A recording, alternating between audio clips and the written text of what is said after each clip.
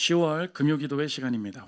화석류나무 변화 없는 곳에 서 계신다는 제목으로 하나님 말씀 증거하겠습니다. 오늘부터 우리 기도회 때마다 스가랴가 8가지 환상으로 이루어져 있는데 매번의 환상을 보기로 하겠습니다.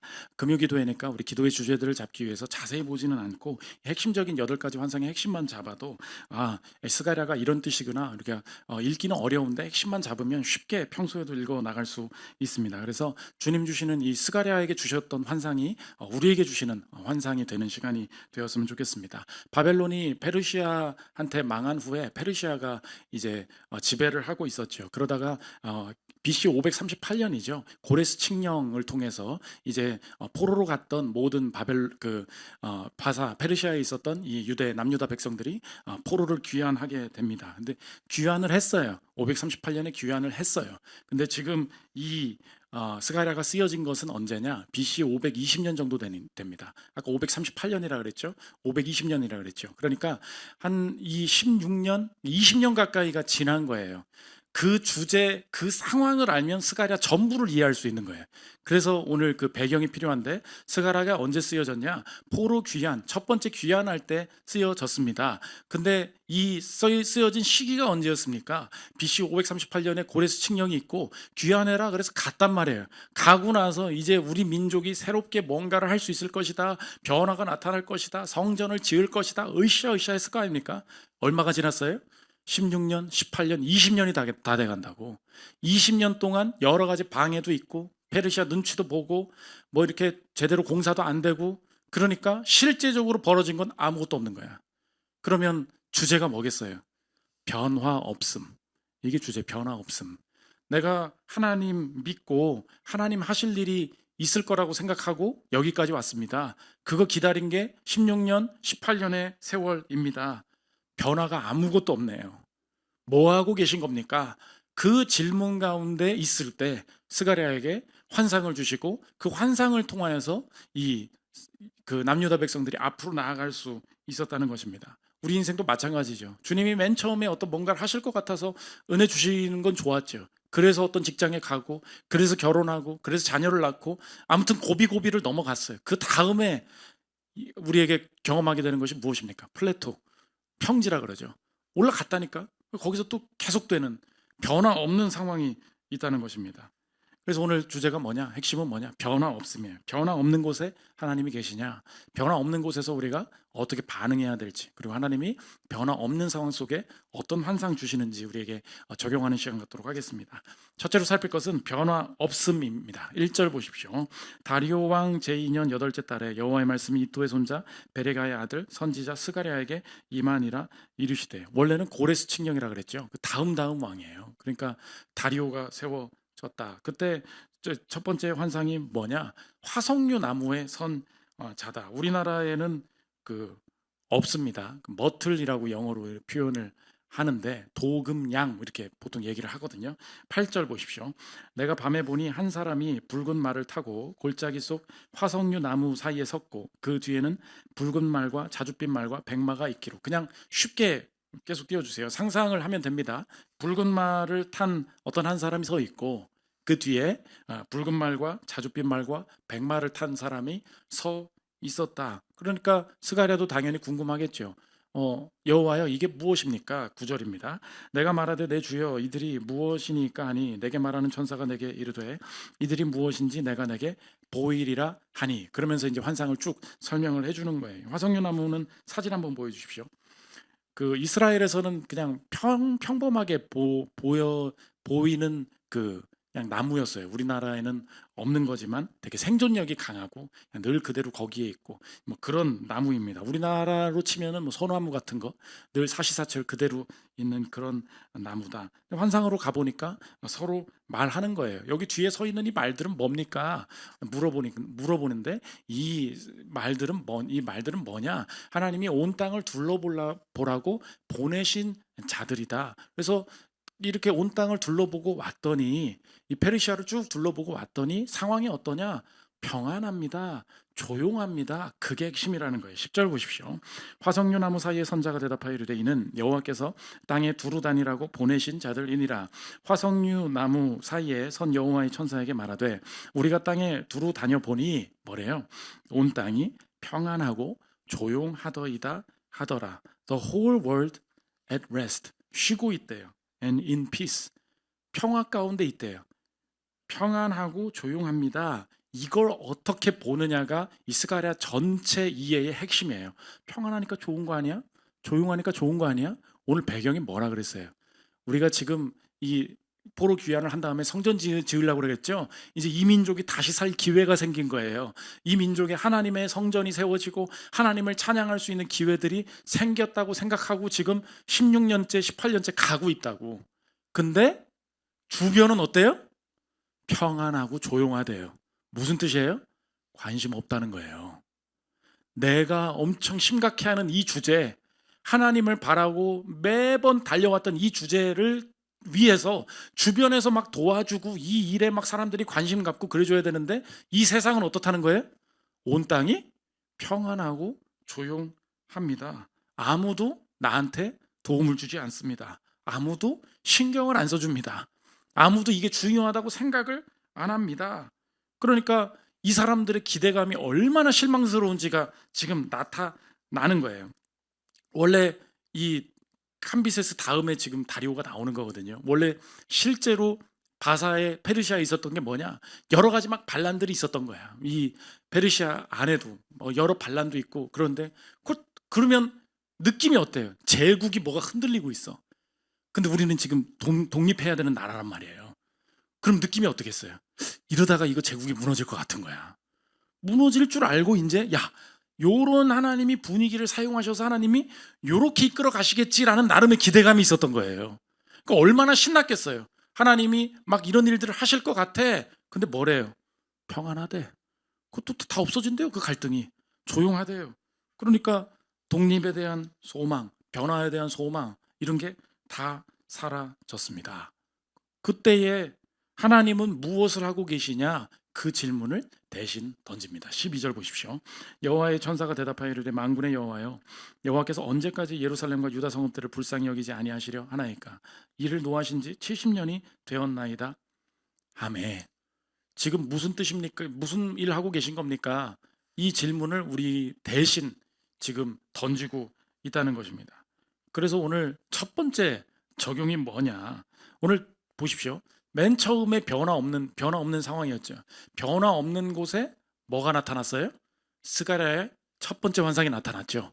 이 자체가 메시지라는 거예요. 변화 없는 곳에서 뭐부터 구해야 돼요?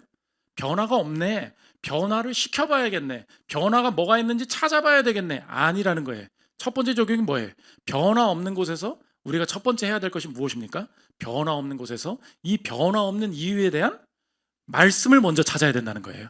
그 말씀을 통해서 오늘의 상황을 봐야지 내가 이 세상에서 변화의 흐름, 뭐 타이밍, 내 주변 사람들이 뭐 몇 년 차에 뭘 하는지 주변의 어떤 타이밍이나 기준을 가지고 오늘을 보면 조급함이 들거나 이거 뭐 나는 너무 준비 안 됐다는 마음이 들거나 하나님이 이렇게 일하고 계시지 않은 거에 대한 내 마음의 이 실망감, 조급함 이 마음들이 생길 수밖에 없다는 거예요. 뭐가 잘못됐어요?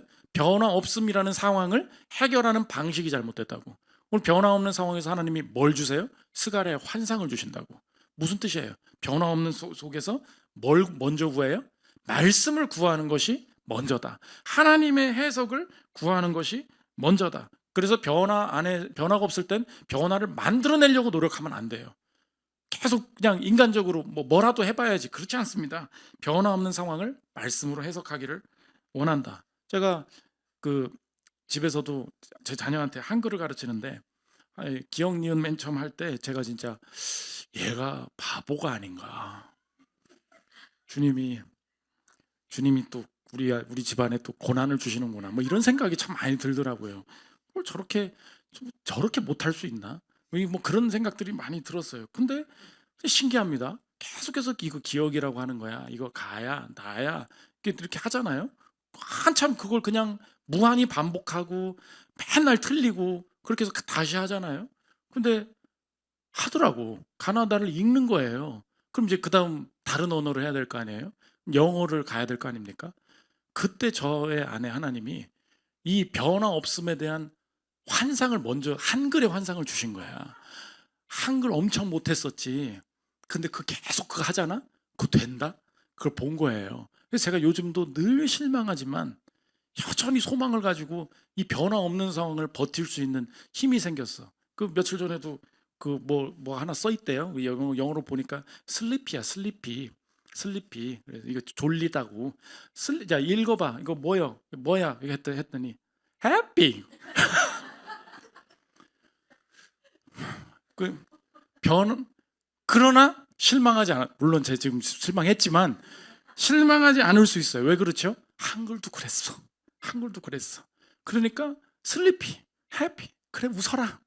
너 웃어도 어느 순간이 되면은 변화가 될 거야. 여러분의 인생도 다른 기준이 있습니다. 왜 이렇게 저 친구에 비해서는 우리 자녀가 뭐가 이렇게 느려? 왜 이렇게 이게 성적 향상이 안 돼? 뭐 교우 관계가 뭐가 이렇게 원만치가 않았고 얘는 이러지? 다 무슨 기준이에요? 남들 기준으로는 변화가 더디고 느린 거예요. 여러분의 인생을 보고도 보십시오. 기준이 뭐예요? 취업을 기준으로. 몇 살에 취업했니? 저축액을 기준으로. 나이를 기준으로. 결혼을 기준으로. 임신을 기준으로. 자녀를 낳았니 안 낳았니 자녀가 몇인지 기준으로. 여러분의 인생에 가지고 있는 그 기준들이 있단 말이에요. 그 기준이 여러분의 인생에 작용하는 게 뭐예요? 내 인생은 이거 가지고 이 기준 가지고 이 기준으로 볼 때 쉽게 지금 빨리 변화되고 있지 않다. 여러분 오늘 그게 회개해야 될 주제라는 거예요. 내가 변화 없음을 뭘로 해석하고 있어요? 말씀으로 해석하고 있지 않구나. 그러니까 첫 번째 적용이 뭐냐? 변화 없음이죠. 변화 없음에 먼저 구해야 될 게 뭐예요?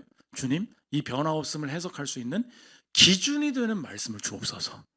그거 있으면 하나님이 하나님의 때에 변화시키시고 지금 일하실 것이 있다. 하나님이 확신 주신다는 것입니다. 두 번째, 변화 있음입니다. 무슨 일 하시는지 이 변화 속에서 어떤 마음 갖기를 원하시는지 두 가지 보여주시는데 첫째로는 마음 보여주시고 또 하나 방향 보여주신다는 거예요. 마음 보여주시고 방향 보여주신다. 첫째로 마음 보여주시는데 어떤 하나님의 마음을 보여주시냐? 지금 네가 당하고 있는 변화되지 않는 것 같은 현재는 사랑의 결과라는 거예요. 절대 저주가 아니다. 절대 부정적인 상황 아니다. 하나님이 사랑하시기 때문에 주신 사랑의 결과다. 현재는 사랑의 결과다라는 하나님의 사랑의 마음을 보여주신다는 것입니다. 사람들이 어떻게 생각했겠어요? 온 땅이 조용합니다. 우리만 걱정한다는 거예요. 나만 내 자녀 걱정. 다른 사람들은 이게 얼마나 힘든지 모를 거야 진짜.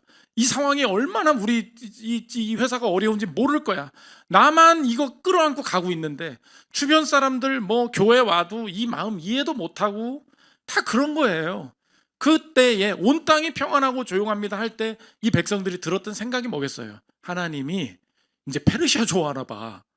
그런 마음 들겠죠 당연히. 저렇게 잘 나가고 평온하고 저렇게 사는 게 낫지 않을까? 뭘 택한 백성이라고 해놓고 끌어내서 와놓고서는 여기선 또 이렇게 하고 있냐? 그러니까 하나님이 우리한테 삐지셨나 봐. 하나님이 우리를 버리셨나 봐. 이 마음에 대한 하나님 마음을 확인할 수가 없는 거예요. 그때 하나님이 상황을 바꾸지 않으시고 자신의 마음을 보여주신다는 것입니다. 13절 보십시오. 여호와께서 내게 말하는 천사에게 선한 말씀 위로하는 말씀으로 대답하시더라. 내게 말하는 천사가 내게 이르되 너는 외쳐 이르기를 만군의 여호와의 말씀에 내가 예루살렘을 위하며 시온을 위하여 크게 질투하며 14절 한번 계속 띄워주십시오. 크게 질투한다. 이 질투한다는 말이 열심을 낸다. 열심을 내서 사랑한다 그 뜻이에요. 그러니까 누구를 사랑하는 거예요? 이스라엘을 여전히 이 민족은 절대 안 버릴 거야. 이거 내 거야. 누가 건들기만 해봐. 여전히 사랑하시고 여전히 열성으로 열심으로 일하고 계시다. 오히려 그래서 뭐라고 계시냐? 15절에 반대되는 저쪽을 좋아하시는 거 아니야? 그거 아니라는 거예요. 15절 보십시오. 아니란 여러 나라들 때문에 심히 진노하다 하나니 내 페르시아한테 화났다는 거예요. 왜요? 나는 조금 노하였거늘 그들은 힘을 내어 고난을 더하였습니다. 나는 너를 연단하기 위해서 조금 사용한 건데 얘네들이 선을 넘어서 너를 압박하려고 하는구나. 하나님은 이렇게 보고 계시다는 거예요. 그러면 실제로 하나님이 지금 보여주신 게 뭐예요? 하나님이 상황을 먼저 바꾸시는 게 아니에요. 뭘 먼저 보여주세요? 마음 보여주세요. 적용이 뭐예요? 여러분의 인생에 지금 변화되지 않는 상황이 있죠. 말씀을 구하잖아요. 그 말씀을 구할 때 뭘 주시냐? 내일 바꿔줄게. 걱정하지 마. 기도 끝나고 집에 가봐. 그 아들 바뀌어 있을 거야. 그 딸 바뀌어 있을 거야. 안 바뀌어, 안 바뀌어. 계속 가만히 있다고. 그 매출, 내일은 사람 많이 올 거야. 내일은 막 매출 오를 거야. 그러지 않잖아요. 그러면 하나님이 하시는 일이 뭐냐? 적용이 뭐예요? 상황으로 확인하지 말고 마음으로 확인해야 된다는 거예요. 하나님이 하실 일이 있어요. 근데 그 마음 보여주신 게 뭐예요? 오늘을 사랑의 결과, 현재를 사랑의 결과로 받아들이는 거. 그 마음 알면 이 상황 전체를 신뢰하게 된다는 것입니다. 요새 김현수 목사님이 교회에 어려운 일이 생기면 적당히 저한테 말을 안 합니다. 일본 선교 때 물품 이제 났을 때도 제가 설교 때문에 엄청 이 설교 쳐내야 될 일들이 많이 있다는 걸 알 수 있어요. 그럼 한번 생각해 보십시오. 말을 안 했어요. 그래서 제가 선교사님이 전화 와가지고 그 전날 그러는 거예요. 그 물품 못 오는 거 알고 계시죠? 그러는 거예요. 예? 물품이요? 뭐요? 모르셨어요? 그러는 거예요. 그분 이제 광주 분인데. 그래가지고 난 당장 모두가 모르고 나만 아는 줄 알고, 그래가지고 목사님 큰일 났습니다. 전화했거든요. 다 알고 있어요. 우리 리더들 다 알고 있다고. 그럼 한번 생각해 보십시오. 날 왜 모르겠어? 그럼 날 알게 해야지. 그러면 그렇게 나 삐질 거야. 그럴 수 있는 일이잖아요. 근데 전혀 그렇지가 않은 거예요. 왜 그래요? 자기가 그랬다는 거예요. 저를 옆에서 보니까 스타일을 아는 거야. 맨날 설교 생각밖에 안 하는데 이 생각에 여 하나를 딱 떼내가지고 이 물품 이거 어떡하지? 이렇게 하는 순간 너무너무 이 체력도 힘들어질 걸 알아서 이 타이밍을 봐서 말해야 되겠다. 그게 오늘이었대. 근데 하필 선교사님이 그 먼저 말하시는 바람에 그랬다고. 여러분 생각해 보십시오. 그 마음이 느껴져요. 그럼 오히려 어때요? 고맙죠. 그 상황이. 나한테 말을 안 하세요. 나한테 내가 뭐 알려주시는 게 없어요. 근데 왜 그렇죠? 다 이해하지 못하고 다 감당해낼 수 없기 때문에, 우리 인생에 다 소화해낼 수 없는 어떤 부분들이 하나님의 일하심이 분명히 있다는 거예요. 믿으십니까? 그럼 그때 하나님이 주시는 게 뭐예요? 이래서 그래. 설명하지 않으세요. 이렇게 해줄 거야. 상황을 변화시키지도 않으세요. 그럼 일하시는 게 없나 보네. 아니라니까요. 뭘 보여주세요? 마음 보여주신다고. 그 마음만 확인이 되면, 그 존재로부터 오는 마음만 확인이 되면 어떤 상황으로 악화가 되든지 그때부터 신뢰해요.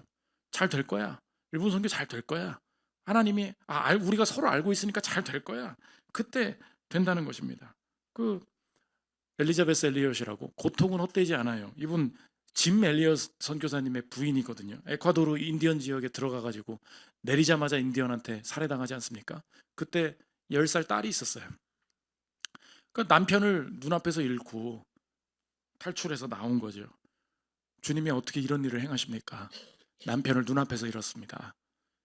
2년 뒤에 다시 들어갑니다. 내가 그 땅을 섬겨야지. 두 번째 결혼했어요. 이 남자랑은 좀 내 이전 상처를 위로받았으면 좋겠다. 3년 반 만에 그 남편이 또 암으로 세상을 떠납니다. 그러다가 자기 스스로도 치매를 겪으면서 어려움을 겪어요. 근데 전 세계에 자신이 고통 가운데 겪었던 일들을 쓰면서 온 세계 사람들을 위로하는데, 그 책 이름이 뭐냐? Suffering is never for nothing. 고통은 헛되지 않아요. Suffering is never for nothing. Nothing, 아무것도 아닌 고난은 없다는 거예요. 하나님이 그렇게 하신다는 거예요. 근데 하나님이 나 어려울 때 어떻게 하시냐? 그거 다 설명 안 해주신다는 거예요. 직접 오시지. 그냥 들어보십시오. 하나님은 내 고통과 고난을 통해 내게 설명을 주시지 않았다. 대신 나를 직접 만나 주셨다. 바로 이것이 우리에게 필요한 것이다. 최악의 구덩이에 빠졌을 때 누군가 나와 함께 해주는 것보다 더 필요한 것이 또 있을까? 존재. 그래서 많은 사람들이 물어본대요. 남편이 없으니까 느낌이 어떻겠어요? 인간적으로 느끼는 최고의 어려움이 뭐예요? 외로움이잖아요. 그래서 만나는 사람마다 물어보더라고요. 여러분도 그래서 저 사람한테 누군가가 물어봤겠지 싶은 건 묻지 마. 그게 지혜예요. 둘이 뭐 잘 되는 거 아니야? 라고 지금 100번째 대답하고 있단 말이야. 그 가만히 있어줘 그냥. 취업했어요? 응, 응. 지금 15번째 이미 말을 해줬다고. 그러니까 남한테 물어봐. 혹시 그걸 질문했냐고. 이미 사람들이, 철없는 사람들이 다 질문했냐고. 애 생겼어? 하지 말라고. 그런 거 하지 말아요. 근데 맨날 물어보는 거야. 남편이 없으니까 외롭지 않으세요?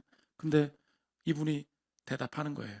주님이 이 외로움, 남편이 생기지 않잖아요. 근데 이 외로움이 주님께서 허락하신 상황이라서 이걸 주님께 드리는 법을 배웠다는 거예요. 멋진 말입니다. 들어보십시오. 사람들은 계속해서 내게 외로움을 어떻게 다루느냐고 묻는다. 그럴 때마다 나는 외로움을 다룰 필요가 없다고 말한다. 정글에서 홀로 오래 지내시지 않았나요? 그러면 나는 다시 이렇게 대답한다. 물론 그랬죠. 그곳에서 결혼해서 지낸 시간보다 홀로 지낸 시간이 훨씬 많죠. 그러면 외로움을 어떻게 다루셨나요? 그 물음에 나는 이렇게 대답한다. 외로움을 다룬 적이 없었어요. 다룰 수도 없고요. 단지 외로움을 다룰 수 있는 분께 맡길 뿐이랍니다. 다시 말해, 외로움이 내 재물이 되었다. 따라서 하나님이 내 외로움을 항상 없애주시지 않는 것은 그분께 드릴 수 있는 것이 내게서 바닥나지 않도록 하기 위함일지도 모른다. 주님이 이 마음 자체를 드리기를 원하신 거라면 이 외로움도 주님께 드리기를 원한다. 이 현재의 상황이, 이 외로움이, 이 가난함이, 이 질병이 오늘이 사랑의 결과라면 다 이해할 수 없고 다 설명하시지도 않고 상황도 다 변화되지 않을 때 하나님이 환상 가운데 보여주시는 건 뭐예요? 그분의 마음이에요. 사랑의 결과라면 오늘 내게 느껴지는 이 마음도 주님께만 드리기를 원합니다. 오늘도 해결하려고 변화를 일으켜보려고 발버둥치는 우리 성도님들 계십니까? 외롭죠? 오늘 외로움을 주님께 제물로 드리십시오. 가난하죠? 병이 쉽게 낫지 않죠? 취업도 잘 안 되죠? 무지개 상황을 주님께 드리십시오. 돈 없는 상황을 주님께 드려요. 누구도 드리지 못하는 제물입니다. 아무도 그걸 드리려고 하지 않고 그 어떤 신도 그런 제물은 받지 않아요. 우리 주님만 그 제물을 받으십니다. 그러면 나만이 드릴 수 있는 귀한 제물이에요. 상처 있죠? 드리십시오. 늙음이 있죠? 주님께 드리십시오. 자꾸 변화를 내 마음대로 만들려고 해결하려고 발버둥치다가 죄짓지 말고 주님 이 마음도 주님 아시죠? 사랑의 마음을 내게 먼저 보여주셨으니 내 답답한 마음도 주님께 드리기를 원합니다. 이 마음을 확인할 때 내 인생 회복된다는 것입니다. 두 번째, 방향 보여주시는데 오늘 현재는 사랑의 결과라 그랬죠. 미래는 분명 회복의 방향이라는 거예요. 내게 주신 이 현재 때문에 이 미래가 나빠지지 않는다는 거예요. 그 절대적인 확신. 언제나 미래는 회복의 방향을 약속해 주신다는 것입니다. 16절 보십시오. 그러므로 여호와가 이처럼 말하노라. 내가 불쌍히 여김으로 예루살렘에 돌아왔은즉 내 집이 그 가운데 건축되리니 예루살렘 위에 먹줄이 쳐지리라. 만군의 여호와의 말이니라. 그가 다시 외쳐 이르기를 만군의 여호와의 말씀에 나의 성읍들이 넘치도록 다시 풍부할 것이라. 여호와가 다시 시온을 위로하며 다시 예루살렘을 택하리라 하라 하니라. 적용이 무엇입니까? 언제나 얻게 되고 언제나 회복의 방향인데 뭘 얻게 돼요? 하나님과 관계된 그 무엇을 얻게 돼요. 근데 하나님과 관계된 그 무엇, 근데 내가 도대체 뭘 얻게 되느냐, 이렇게 생각하면 좋을 것 같아요. 이 길을 걷지 않은 사람은 얻을 수 없는 그 무엇, 그게 하나님 선물이에요. 이 길을 걸어보지 않은 사람은 절대로 얻을 수 없는 그 무엇, 하나님과 관계된 그 무엇. 여러분, 그래서 내 것은 절대 남이 뺏어가지 못하고 경험할 수도 없어요. 여러분, 제가 아무리 설교해도요, 내가 어떤 인생을 살았어, 여러분이 제가 만난 하나님을 알아요? 여러분, 그건 몰라요. 그건 나만 알아요. 그분이 내 인생에서 얼마나 부유하신 분인지, 그분이 내가 힘들 때 나의 깊은 죄악 가운데 깊은 어둠 속에 어떤 방식으로 나를 살리고 나의 인생의 그 빈 구멍을 채우실 수 있는 분인지, 그 방식으로 그 구멍과 그 어두움에 빠져보지 않은 사람은 그분을 만날 수 없다고. 그러니까 어떤 선물이에요? 이 길을 걷지 않은 사람은 절대 얻을 수 없는 금원. 그게 하나님과 관련된 하나님이 내게 주시는 선물이에요. 그래서 엘리자베스한테 사람들이 묻더라는 거예요. 당신 자꾸 하나님이 뭐 위로하신다 얘기하는데 하나님이 회복시키시면 남편 살아 돌아옵니까? 물어보는 거예요. 그 남편의 빈자리를 뭐 그게 이게 진짜 있는 것처럼 되냐고 솔직하게 대답합니다. 당연히 안 되죠. 하나님이 주시는 회복은 그런 게 아닙니다. 들어보십시오.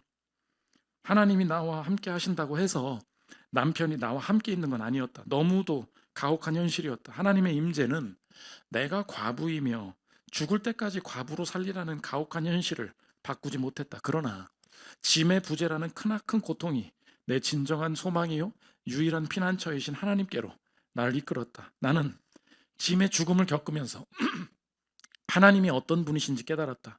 이 경험이 아니었다면 결코 그것을 깨닫지 못했을 것이다. 고난은 내게 하나님이 하나님이시라는 절대적인 진리를 깨닫게 해준 필수 불가결한 도구였다. 남편은 여전히 없다는 거예요. 난 그것 때문에 그것과 관련된 하나님 만난다는 거예요. 여러분 꼭 확신해야 될 게 뭐냐? 지금 어렵죠. 차라리 변화가 있는 게 하나님의 뜻에 선한 뜻에서도 훨씬 나을 것 같죠.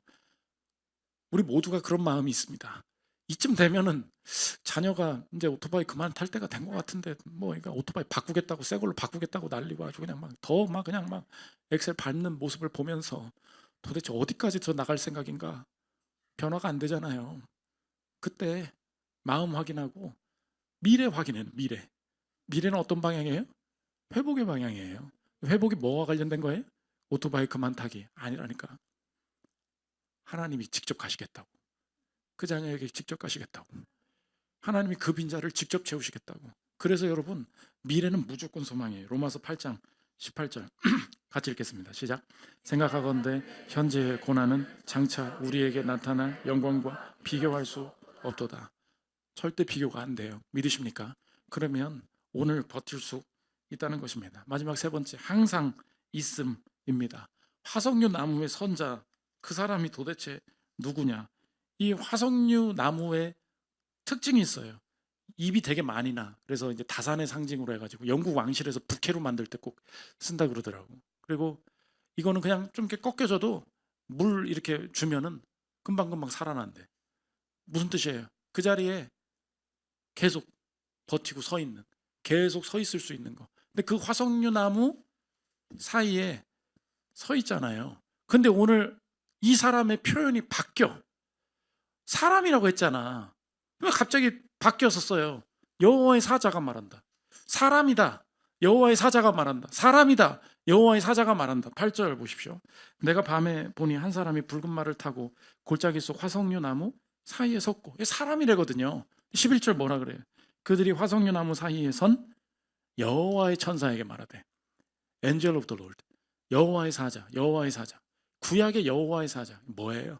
언제나 늘 성경은 구약의 여호와의 사자, 그거를 아직 성육신 하시기 전에 구약의 성자 예수 그리스도, 그분이 현현으로 본다는 것입니다. 그래서 여호와 하나님인 것처럼 하면서 하나님 옆에 계신 것처럼 여호와이신 것 같은데 여호와의 사자로 표현되는, 이게 늘 섞여서 나오는데 헷갈리지 말고 언제나 그걸 교차적으로 사용할 때는 이분이 누구신지 명확히 인지하면 된다. 조지 클라인의 이야기입니다. 들어보십시오. 첫째, 여호와의 사자는 자신이 등장하는 모든 장면에서 항상 전면에 서 있으며 이는 그의 중요성을 강조한다. 둘째, 그는 때로는 여호와 자신과 구별되는 존재로 보이기도 하고 또 다른 경우에는 하나님과 동일시되는 것처럼 보이기도 한다. 더 나아가 구약에는 하나님과 여호와의 사자를 서로 번갈아 지칭하는 것처럼 보이는 사례들이 다수 존재한다. 이게 누구라는 거예요? 이어서 임재의 사자 곧 그리스도께서 과거에 그들의 조상 야곱을 놀랍게 구원하신 것처럼 지금도 그의 옛 백성을 회복시키시고 시대의 끝에 그의 구원을 나타내실 준비를 하고 계신다. 일하시는 그분이 변화 없는 나무 사이에 함께 하고 계신다.